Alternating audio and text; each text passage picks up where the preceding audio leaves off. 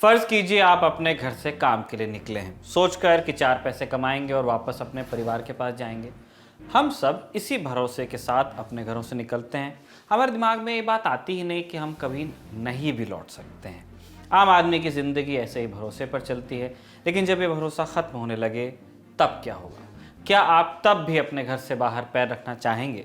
तब आपके सामने 2 ही रास्ते होंगे, बाहर जाकर जान गंवाने का खतरा मोल लो या फिर घर में रहकर भूखे मरो। कश्मीर में आतंकवाद ने हाल में जो करवट ली है, उसने छोटी छोटी मजदूरी करके घर चलाने वालों के सामने यही 2 रास्ते रख छोड़े हैं। कश्मीर में बाहर से आए मजदूरों को निशाना बनाकर मारा जा रहा है। जो उम्मीद उन्हें यूपी, बिहार, मध्य प्रदेश और उड़ीसा के गाँवों से कश्मीर लाई थी, वो मर चुकी है। घर पर खाने को होता तो कश्मीर क्यों आते, लेकिन अब ये लोग कश्मीर में नहीं रहना चाहते, घर ही चले जाना चाहते हैं। नमस्कार, मैं हूं निखिल और आप देख रहे हैं दी ललन टॉप शो। और बड़ी खबर में आज हम कश्मीर में हो रही टारगेटेड किलिंग्स और उनके चलते पलायन को मजबूर मजदूरों की बात करेंगे। लेकिन पहले पेश है हमारी खास पेशकश, क्या हाल है यूपी का, ये छोटा सा हिस्सा। कानपुर में इस वक्त मेरे बगलगीर हैं योगी आदित्यनाथ सरकार के सबसे सीनियर मिनिस्टर्स में से एक, और अगर इश्तिहारी भाषा में कहें तो जो अखबारों में मजमून छपता है, जिन योजनाओं का जिक्र होता है, उनसे जुड़े एक अहम मंत्रालय के मंत्री सतीश महाना जी, आपका बहुत बहुत स्वागत है। समय की कमी है, सीधा मुद्दे पर आते हैं। आपके मंत्रालय की उपलब्धियों की सबकी बात करेंगे। मैं कानपुर में पला बढ़ा हूँ। कानपुर के बहुत सारे पत्रकारों से, बहुत सारे राजनीतिक पंडितों से बात की।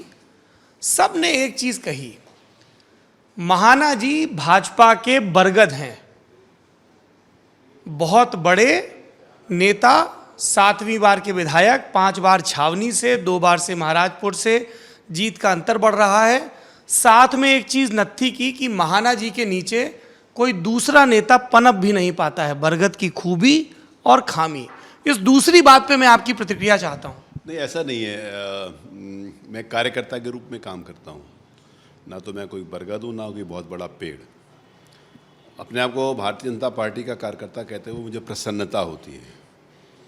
और राजनीतिक क्षेत्रों में आप बिना एक दूसरे के सहयोग से आगे नहीं बढ़ सकते। किसी व्यक्ति को अगर कोई गलतफहमी हो कि मैं अपने आप सब कुछ हूँ, तो वो गलतफहमी में होता है। और बिना जब तक सहयोग तब तक नहीं होगा जब तक आप किसी का साथ नहीं करें, आप किसी को संरक्षण नहीं दें, आप किसी को आगे नहीं बढ़ाएं। अगर आगे बढ़ाने की बात है तो मैं इस बात को कहना चाहता हूं कि मेरी विधानसभा क्षेत्र में जो छावनी थी वो परिसीमन के बाद 3 हिस्सों में बट गई। एक हिस्सा आर्यनगर में चला गया, एक हिस्सा छावनी का कुछ नया क्षेत्र जुड़ गया, और एक हिस्सा छावनी विधानसभा क्षेत्र का, जहाँ पर मैं पैदा हुआ, जहाँ पर मेरा घर है, ये महाराजपुर के साथ जुड़ गया। तो पहले तो मैं ये स्पष्ट करना चाहता हूँ कि मैंने विधानसभा बदली नहीं। 1991 में मैं जिस घर से भारतीय जनता पार्टी के प्रत्याशी सतीश महाना को वोट देता था, आज भी मैं उसी घर से भारतीय जनता पार्टी के प्रत्याशी सतीश महाना को 12 और 17 में मैंने वोट दिया है। हरजिंदर नगर वाला घर, हरजिंदर नगर, ये घर है जहाँ पे हम लोग बैठे हैं, ये घर में, ये घर। तो इसीलिए ये क्षेत्र जो मेरे पास 1991 में था, Harjinder Nagar ward, Safipur ward, Tiwaripur ward, Gandhigram ward का कुछ हिस्सा, चिकेरी वार्ड, वो पुराना मेरा क्षेत्र है और उसके साथ नया क्षेत्र जुड़ा।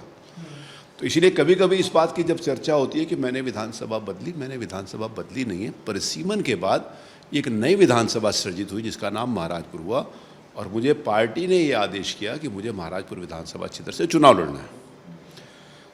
दूसरी बात, जहाँ तक आपने कहा कि मैं किसी को पनपने नहीं देता, अगर किसी को पनपने नहीं दूंगा तो मेरे साथ कौन खड़ा होगा?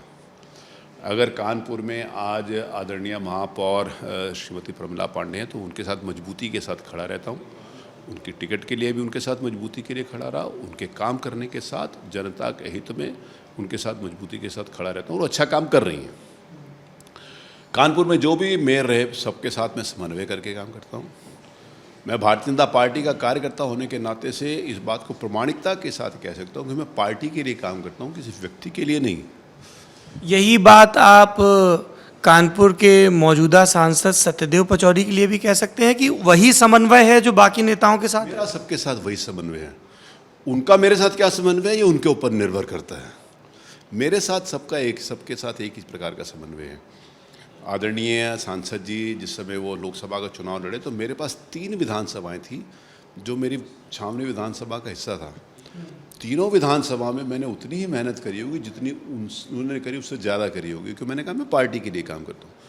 कोई भी व्यक्ति है, क्योंकि आज मेरी पहचान पार्टी की वजह से, और मैं पार्टी को माँ की तरीके से सम्मान देता हूँ, तो कोई भी हो, चाहे आदरणीय पचौरी जी हों, चाहे भोले जी हों, चाहे प्रमिला जी हों, चाहे हमारे अन्य सभी सम्मानित विधायक हों, मैं सबको आदर सम्मान के साथ सबके साथ मिलकर काम करने का प्रयास करता हूँ।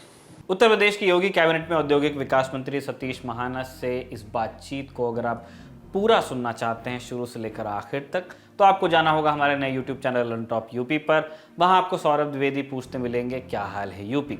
उत्तर प्रदेश चुनाव से जुड़ी हमारी पूरी कवरेज आपको मिलेगी और मिलेंगे मजेदार व्लॉग्स। अगर आप हमारी कवरेज से जुड़ना भी चाहते हैं, मिलना चाहते हैं सौरभ से, उनकी टीम से, तो हमें मेल कीजिए lt.chunav@gmail.com पर। मेल में लिखिएगा अपना पता, हो सके तो अपना फ़ोन नंबर, ताकि हम आपसे कांटेक्ट कर सकें। अब चलते हैं दिन की सुर्खियों की तरफ। पहली सुर्खी का संबंध है किसान आंदोलन और उसके दिए रेल रोको के कॉल से। किसान आंदोलन की मांग है कि लखीमपुर खीरी में किसानों पर गाड़ी चढ़ाकर उनकी हत्या करने के आरोपी आशीष मिश्रा उर्फ मोनू मिश्रा के पिता और केंद्रीय गृह राज्य मंत्री अजय मिश्रा टेनी को बर्खास्त किया जाए और उनकी गिरफ्तारी हो। भारत में 180 से ज़्यादा जगहों पर इस मुहिम का असर दिखाई दिया, खासकर किसान आंदोलन के केंद्र माने जाने वाले पंजाब और हरियाणा में। भारतीय रेल की 16 में से 7 जोन्स में रेल रोको का प्रभाव रहा। सबसे ज़्यादा प्रभावित रहा उत्तर रेलवे, जिसमें 150 से ज़्यादा जगहों पर प्रदर्शनकारी पटरियों पर आए और गाड़ियां रोकी। इसके चलते रेलवे को कम से कम 43 गाड़ियों को पूरी तरह से निरस्त करना पड़ा। 50 गाड़ियों की यात्रा उनकी मंजिल पर पहुंचने से पहले खत्म करा दी गई। 50 और गाड़ियों को आंशिक रूप से निरस्त किया गया। ये सिर्फ और सिर्फ यात्री गाड़ियों का हिसाब है। माल यातायात भी बुरी तरह प्रभावित हुआ इन इलाकों में। सबसे बुरी हालत रही फिरोजपुर डिवीजन की, जिसके तहत पंजाब और हरियाणा के इलाके आते हैं। लेकिन पटरियों पर बैठे किसान प्रदर्शनकारियों की तस्वीरें मध्य प्रदेश और ओडिशा से भी आई हैं। जाहिर है कि भारी संख्या में यात्री परेशान हुए। संयुक्त किसान मोर्चा ने पहले ही ऐलान कर दिया था कि अगर अजय मिश्रा टेनी पर कार्रवाई नहीं होती तो 18 अक्टूबर को सुबह 10 से शाम 4 बजे तक रेल रोको आंदोलन किया जाएगा। प्रदर्शनकारियों की मांग है कि अजय मिश्रा पर भारतीय दंड संहिता की दफा 120B के तहत मामला दर्ज हो। ये धारा आपराधिक षड्यंत्र में शामिल होने वाले आरोपियों पर लगाई जाती है। संयुक्त किसान मोर्चा और उसका आंदोलन फिलहाल एक मुश्किल वक्त से गुजर रहा है। आप जानते ही हैं कि किस तरह लखबीर सिंह नाम के एक शख्स को सिंघू बॉर्डर स्थित प्रदर्शन स्थल पर मारकर पुलिस बैरिकेड से टांग दिया गया था। इस आदमी की हत्या करने वाले निहंग सिख थे और उनका कहना था कि लखबीर ने गुरु ग्रंथ साहिब की बेअदबी की है। इस मामले में पंजाब और हरियाणा पुलिस ने गिरफ्तारियां की हैं और 3 आरोपियों नारायण सिंह, भगवंत सिंह और गोविंद प्रीत सिंह को 6 दिनों के लिए पुलिस कस्टडी में भेज दिया गया है, एक दिन पहले ही। इस मामले में और भी गिरफ्तारियां हुई हैं। इस मामले के सामने आने के बाद किसान मोर्चा ने खुद को इस घटना से अलग तो किया, लेकिन एक दलित की बर्बर हत्या का मामला इतनी जल्दी शांत नहीं हो सकता। इसीलिए आज का रेल रोको आंदोलन मोर्चे के लिए एक मौका था चर्चा को वापस किसान आंदोलन और लखीमपुर खीरी की घटना पर ले जाने का। दूसरी सुर्खी का संबंध है भारी बारिश और तबाही से। बीते 3 दिनों में देश के अलग अलग हिस्सों में भारी बारिश हुई, लेकिन जैसी आफत केरल में आई वैसी कहीं और नहीं। 16 अक्टूबर को केरल के कई दक्षिणी जिलों में लगातार 6 घंटे तक भारी बारिश हुई, जिसने कम से कम 27 लोगों की जान ले ली। ज़्यादा नुकसान इडुक्की और कोट्टायम जिलों में हुआ, जहां भूस्खलन भी हुए। भूस्खलन के अलावा कई लोगों की मौत बाढ़ के पानी में डूबने से हुई। कई घर, पुल और सड़कों के बहने के वीडियोस हमारे सामने आए। हालत खराब होते रहे तो राहत और बचाव के लिए SDRF, NDRF के साथ साथ सेना के तीनों अंगों को भी लगाया गया। इडुक्की बांध में पानी का स्तर बढ़ रहा है। फिलहाल प्रशासन इस बात पर विचार कर रहा है कि बांध से अगर पानी छोड़ना पड़ा तो कैसे छोड़ा जाए और कितना छोड़ा जाए। वैसे प्रशासन ने कहा है कि अगर ऐसा होता है तो इस बारे में लोगों को पहले इत्तला की जाएगी। मौसम विभाग ने 20 अक्टूबर को फिर बारिश की चेतावनी जारी की है। भारी बारिश की एहतियातन सबरीमाला मंदिर तक होने वाली यात्रा को स्थगित कर दिया गया है और केरल लोक सेवा आयोग की यानी कि केरल PSC की 21 और 23 अक्टूबर को होने वाली परीक्षाओं को स्थगित कर दिया गया है। इन परीक्षाओं के लिए नई तारीखों का ऐलान बाद में किया जाएगा। तीसरी सुर्खी बनाई गुरमीत राम रहीम ने, जिसे डेरा सच्चा सौदा में मैनेजर रहे रंजीत सिंह की हत्या के मामले में उम्र कैद की सजा सुना दी गई है। राम रहीम के साथ इस मामले में दोषी पाए गए हैं 4 और अभियुक्त, कृष्णलाल, जसबीर सिंह, अवतार सिंह और सबदिल। इन सभी को यही सजा मिली है, उम्र कैद की। एक आरोपी मामले में फैसला आने से पहले ही मर चुका है। इन सब पर जुर्माना भी लगाया गया है। राम रहीम पर 31 लाख, सबदिल पर 1.5 लाख, कृष्णलाल और जसबीर सिंह पर 1.25 लाख और अवतार सिंह पर 75,000 रुपए। इस पैसे में से आधी रकम रंजीत सिंह के परिवार को मिलेगी। रंजीत सिंह मर्डर केस की कहानी एक हत्या और उसके षड्यंत्र भर की कहानी नहीं है। ये कहानी हमें ये भी बताती है कि आध्यात्म और धर्म के नाम पर अर्जित ताकत के नशे में चूर राम रहीम जैसे फ्रॉड अपनी खाल बचाने के लिए किस हद तक गिर सकते हैं। राम रहीम के अनुयायी सिर्फ गरीब गुरबा नहीं होते थे, उसके यहाँ राजनीतिक पार्टियों के नेताओं से लेकर बड़े बड़े प्रशासनिक अधिकारी आशीर्वाद लेने के लिए सिरसा जाते रहते थे। कौन कौन, या आप गूगल करके देखिए। खैर, राम रहीम के ठग होने का पता पूरी दुनिया को अगस्त 2017 में चला, जब राम रहीम को डेरा सच्चा सौदा की 2 साध्वियों से रेप का दोषी पाकर 20 साल की सजा सुनाई गई, 10-10 साल की। साल 2001 के खत्म होते होते एक लड़की डेरा में अपने साथ होने वाले यौन शोषण को लेकर बहुत परेशान हो गई। ये बात जब डेरा के एक मैनेजर को मालूम चली तो उसका दिल टूट गया, क्योंकि मैनेजर भी राम रहीम का भक्त ही था। उसने डेरा की अपनी नौकरी छोड़ी और वापस चला गया। इस बात पर तब ज्यादा लोगों का ध्यान नहीं गया। डेरा के अंदर कहीं कुछ तो गड़बड़ है, ऐसा सबको लगता था, लेकिन डर के मारे कहीं कोई कुछ कहता नहीं था। फिर 13 मई 2002 को देश के प्रधानमंत्री अटल बिहारी वाजपेयी को एक खत लिखा गया। इस गुमनाम खत में एक लड़की ने डेरा सच्चा सौदा सिरसा में गुरु राम रहीम के हाथों अपने यौन शोषण का वाकया बयान किया था। प्रधानमंत्री के अलावा इस खत की एक एक कॉपी पंजाब एवं Haryana high court, Haryana CM, Haryana police के डायरेक्टर जनरल, सिरसा के एसपी और कुछ अखबारों को भी भेजी गई थी। कुछ छिटपुट खबरें हुई, लेकिन बात अंदर रही, ज़्यादा बाहर आई नहीं। 30 मई 2002 को सिरसा से शाम को निकलने वाले एक दैनिक अखबार पूरा सच ने इस खत में लिखी बातों के आधार पर पूरे ब्यौरे के साथ एक खबर छाप दी। चंडीगढ़ से छपने वाले एक पंजाबी अखबार देश सेवक ने भी डेरा के अंदर यौन शोषण पर खबरें छापी। ये पहली बार था कि डेरा के बारे में जो बातें होती थी उन्हें खबर की संज्ञा मिली। इन्हीं दिनों उस लड़की के गुमनाम खत की प्रतियां सिरसा में बटी और इसके बाद पंजाब और हरियाणा हाईकोर्ट ने खत का संज्ञान लेते हुए सिरसा के सेशंस जज तत्कालीन MS सुल्लर को आदेश दिए कि वो डेरा जाकर मामले की जांच करें। सुल्लर ने हाईकोर्ट को दिए अपने जवाब में कहा कि डेरा के अंदर चल रही गतिविधियां यकीनन संदिग्ध हैं और उनकी जांच किसी केंद्रीय एजेंसी से करवाना ठीक रहेगा। 10 जुलाई 2002 को खबर आई कि डेरा में प्रबंधक रहे एक शख्स की हत्या हो गई। ये मैनेजर अपनी मौत से कुछ ही दिन पहले अपने परिवार सहित डेरा छोड़कर अपने घर कुरुक्षेत्र चला गया था। आरोप लगा कि राम रहीम अपने भक्त रह चुके इस मैनेजर की हत्या इसलिए करवाना चाहता था और उसने करवाई भी, क्योंकि उसका मानना था कि जिस गुमनाम खत से साध्वियों के यौन शोषण के बारे में बात बाहर आई, उसके पीछे इस मैनेजर की भी भूमिका थी। रंजीत सिंह की हत्या के बाद 24 अक्टूबर 2002 को पूरा सच के संपादक पत्रकार रामचंद्र छत्रपति की भी हत्या हो गई। इस मामले में भी राम रहीम को जनवरी 2018 में उम्र कैद की सजा हो चुकी है। राम रहीम पर लगे संगीन आरोपों की लिस्ट यहाँ भी खत्म नहीं होती है। उस पर अपने कम से कम 400 अनुयायियों को नपुंसक बनाने का आरोप भी है और इस मामले में सुनवाई चल रही है। इन सब से इतर आरोपों की भी लंबी लिस्ट है।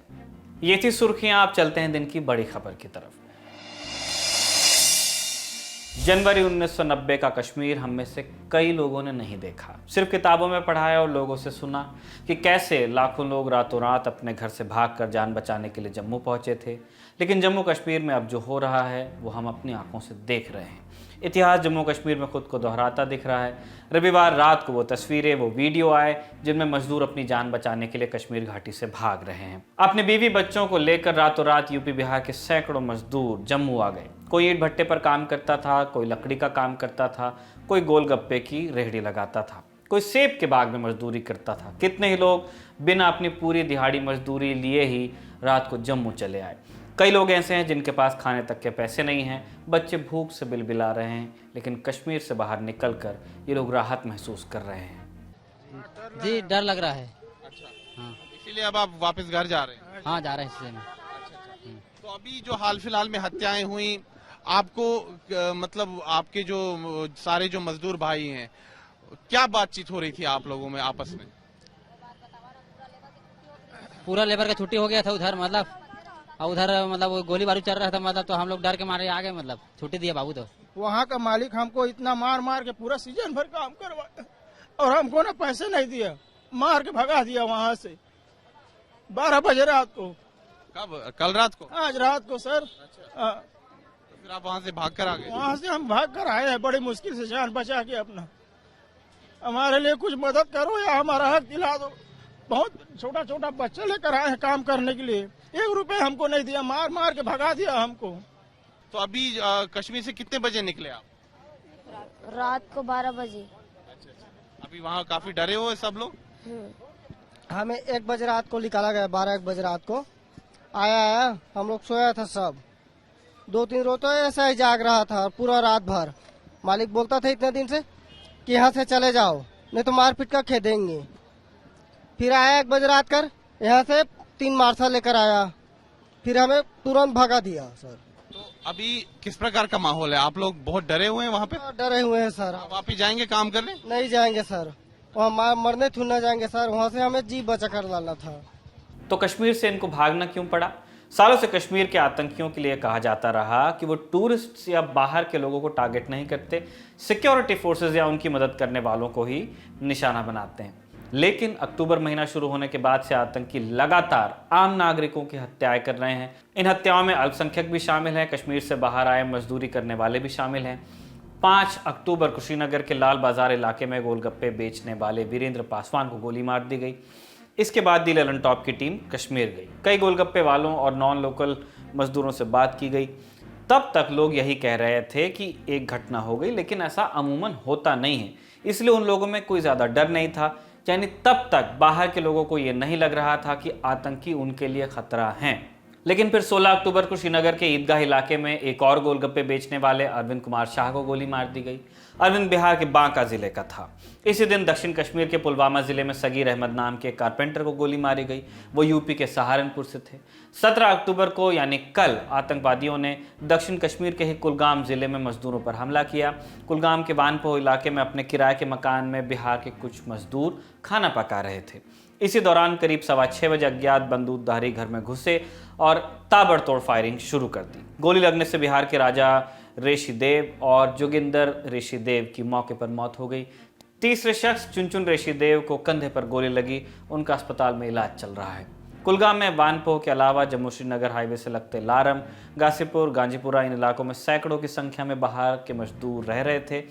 इस घटना के बाद मजदूर यहाँ से निकल रहे हैं। कल की घटना के बाद खबर यह भी आई कि आईजी कश्मीर ने सभी नॉन लोकल मजदूरों को पुलिस या आर्मी के कैंप्स में रखने के निर्देश दिए हैं। ऑर्डर की तस्वीर भी सोशल मीडिया पर सर्कुलेट हुई, लेकिन फिर आईजी कश्मीर की तरफ से इस खबर को फेक बताया गया। हालांकि रात में ही खबरें आने लगी कि गांव में रह रहे मजदूरों को पुलिस या सीआरपीएफ के कैंप में जमा किया जा रहा है और उत्तर कश्मीर के सोपोर से इस तरह के वीडियो आए जिनमें मजदूरों को सुरक्षित जगह पहुंचाया जा भी रहा था। रविवार के हमलों के बाद United liberation front Jammu and Kashmir नाम से एक संगठन की तरफ से पर्चा निकाला गया जिसमें गैर स्थानीय मजदूरों को घाटी छोड़ने की चेतावनी दी गई। हालांकि इस तरह के किसी संगठन का वजूद है या नहीं, इसकी पुष्टि फिलहाल हम नहीं कर पाए हैं। इससे पहले जिन आम नागरिकों की हत्याएं हुई घाटी में, उसकी जिम्मेदारी ज़्यादातर TRF नाम के संगठन ने ली, द रेजिस्टेंस फ्रंट। इसे लश्कर का ही बदला हुआ रूप समझा जा रहा है। अक्टूबर के पहले हफ्ते में हुई किलिंग्स के बाद सिक्योरिटी फोर्सेस ने बड़े स्तर पर आतंकवादियों के खिलाफ अभियान चलाए। 9 एनकाउंटर हुए जिनमें 13 आतंकवादियों को मारने का दावा पुलिस ने किया। 500 से ज़्यादा लोगों को हिरासत में भी लिया गया, जिसके बाद एक हफ्ते तक कोई बड़ी आतंकी घटना नहीं हुई। शुरुआती घटनाओं के बाद जम्मू कश्मीर के उपराज्यपाल मनोज सिन्हा ने भी कहा था कि आतंकी खत्म होने की कगार पर हैं, इसीलिए बौखलाहट में आम नागरिकों को निशाना बना रहे हैं। जब बड़े स्तर पर एनकाउंटर्स और गिरफ्तारियां हुई तो लगा कि शायद आम नागरिकों की हत्याओं का यह सिलसिला रोक पाने में सिक्योरिटी फोर्सेस कामयाब हो रही हैं, लेकिन आतंकवादियों ने फिर नए सिरे से यह सिलसिला शुरू कर दिया। श्रीनगर के साथ साथ अब दक्षिण कश्मीर में भी आम नागरिकों को आतंकी निशाना बना रहे हैं। ताज़ा घटनाओं के बाद मोदी सरकार की कश्मीर पॉलिसी पर सवाल उठ रहे हैं। महबूबा मुफ्ती जैसे कश्मीर के नेता कहने लगे हैं, एक्स-CM भी हैं, कि सरकार की पॉलिसी फेल हो गई है, अब लोगों से बातचीत करनी चाहिए। अनुच्छेद 370 को निष्प्रभावी किए जाने के वक्त जम्मू कश्मीर के राज्यपाल रहे सत्यपाल मलिक का भी बयान आया। उन्होंने कहा कि मेरे वक्त आतंकी श्रीनगर में घुसने की हिम्मत भी नहीं करते थे। सुनिए। था जब था तो तब कुछ नहीं हो रहा था, ना पत्थरबाजी हो रही थी, ना नई भर्ती हो रही थी, ना कोई मर रहा था। टेररिस्ट श्रीनगर के 50 किलोमीटर के दायरे में घुसने की हिम्मत नहीं करते थे। अब तो वो मार रहे हैं शहर में खुलेआम। इन आतंकी घटनाओं पर गृह मंत्री अमित शाह या प्रधानमंत्री मोदी का कोई बयान या ट्वीट नहीं आया है। जम्मू कश्मीर के उपराज्यपाल मनोज सिन्हा का ट्वीट जरूर आया है कि आतंकवादियों को मुंह तोड़ जवाब दिया जाएगा। आज उपराज्यपाल के आधिकारिक ट्विटर हैंडल से डेवलपमेंट प्रोजेक्ट्स की जानकारी भी आई और इत्तेफाक देखिए कि आज ही मीडिया में यह जानकारी भी आ गई कि पिछले 3 महीने में जम्मू कश्मीर में 34 लाख पर्यटक आए। इसका मतलब ये निकाला जा रहा है कि आतंकी घटनाओं से खराब हुई छवि को काउंटर करने की कोशिश सरकार की तरफ से हो रही है। अगर इस अक्टूबर महीने से पहले की बात करें तो आतंकी घटनाओं में आंकड़ों के हिसाब से आपको कमी दिखेगी। 2018 के मुकाबले 2019 और 2020 में आतंकवादी वारदातें कम हुई। कई बड़े आतंकवादियों को न्यूट्रलाइज करने में भी सुरक्षा बलों को कामयाबी मिली। इस साल अब तक 132 आतंकवादियों को मारने का दावा किया है सुरक्षा एजेंसीज ने, जबकि 254 को गिरफ्तार किया गया है। बड़े हथियारों की सप्लाई रोक पाने में भी सिक्योरिटी फोर्सेस कामयाब दिख रही हैं। इस साल सितंबर तक फोर्सेस ने 105 AK-47 राइफल बरामद की, जबकि 126 पिस्टल बरामद हुई। यानी आतंकवादियों के पास अब बड़े हथियारों के बजाय पिस्टल्स हैं। इसीलिए हमलों के पैटर्न में भी बदलाव आ रहा है।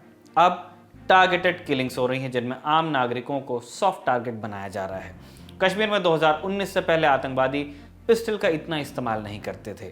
2019 में पुलिस ने सिर्फ 48 पिस्टल्स बरामद की और 2018 में सिर्फ 27, जबकि इस साल सितंबर तक ही पुलिस 126 पिस्टल बरामद कर चुकी है।